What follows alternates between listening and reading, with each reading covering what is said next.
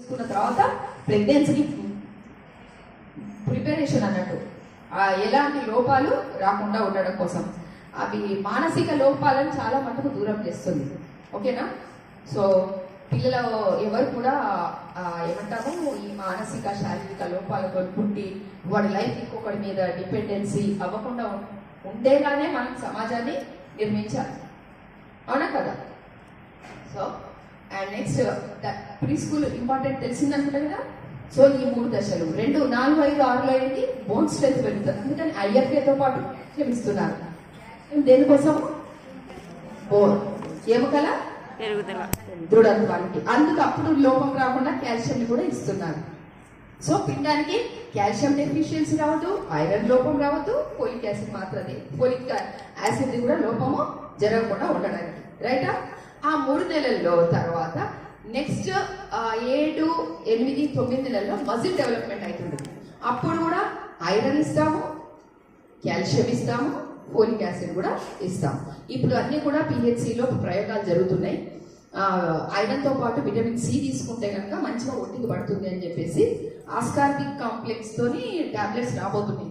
Private హాస్పిటల్లో అట్లే రాస్తారు. విటమిన్ సి ఆస్కార్బిక్ టాబ్లెట్ రాస్తాడు, ఐరన్ ఫోలిక్ యాసిడ్ రాస్తాడు. 2 కాంబినేషన్ తీసుకోవాలి. కానీ ఐరన్ అండ్ కాల్షియం ఎప్పుడు కూడా కలిపి తీసుకోకూడదు. ఖచ్చితంగా దానికి దీనికి తేడా ఉండాలి. ఒకటి ప్రొద్దున తింటే ఇంకోటి మధ్యాహ్నం, ఒకటి మధ్యాహ్నం తింటే ఇంకోటి రాత్రికి. ఓకేనా? సో దానివల్ల ఏమిటి అంటే పిండంకు కూడా ఎలాంటి లోపము జరగకూడదు, తల్లికి కూడా ఎలాంటి లోపము జరగకూడదు. ఒకటి గుర్తుపెట్టుకోండి, నువ్వు ఇచ్చే న్యూట్రిషన్ సర్వీసెస్ అయినా, నువ్వు ఇచ్చే ప్రీ స్కూల్ సర్వీసెస్ అయినా, ఏదైనా సరే వాడి యొక్క జీవిత దశలో ఎదుగుదలకు బేస్మెంట్. ఇదే బేస్మెంట్. అర్థమైందా? సో వాడి గ్రోత్ డెవలప్మెంట్ మొత్తం 75% జరిగిపోయేది జస్ట్ 5 years లోపలనే జరిగిపోతాడు. 5 సంవత్సరాల లోపు. ఇంకొక 25% ఏదైతే బాడీ గ్రోత్ ఉందో అది అప్ టు 18 వరకు అయితే అమ్మాయిల్లో, అప్ టు 21 వరకు అయితే అబ్బాయిల్లో జరుగుతుంది. ఏది 25% మీద అంటే 5 సంవత్సరాల లోపల ఎంతమైంది నీ పెరుగుదల శాతం? 75. ఏ పీరియడ్ ఇంపార్టెంట్ ఇప్పుడు చెప్పండి? ఎస్, కడుపులో ఉన్న దగ్గర నుంచి 5 సంవత్సరాల కాలం అనేది చాలా చాలా ఇంపార్టెంట్.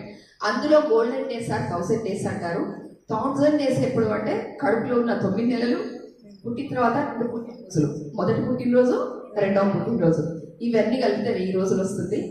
అప్పుడు ఎందుకు మరి అది గోల్డెన్ డేస్ అంటున్నారు అంటే మనిషిని నిలబెట్టేది, మనిషిని గుర్తింపించేది 80% ఆఫ్ ద బ్రెయిన్ డెవలప్మెంట్ జరిగిపోయేది 2 years లోపే. అర్థమైందా?